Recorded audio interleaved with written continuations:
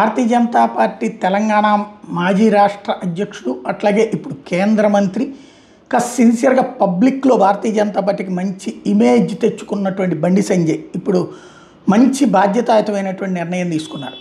కరీంనగర్ అక్కడ తెలంగాణలో చాలా ప్రాంతాలు ఇప్పటికి కూడా పల్లె ప్రాంతాలు పల్లె నియోజకవర్గాల్లో పేదరికం ఎక్కువగా ఉంది.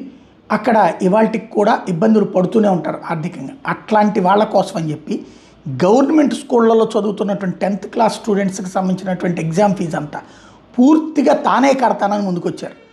ఈ మేరకు జిల్లా కలెక్టర్లకి లేఖలు రాశారు.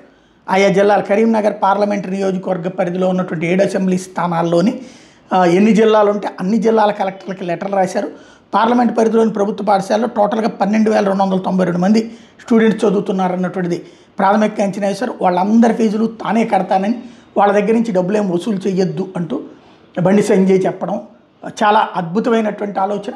మిగతా వాళ్ళు అమలు చేయదగ్గ ఆలోచన.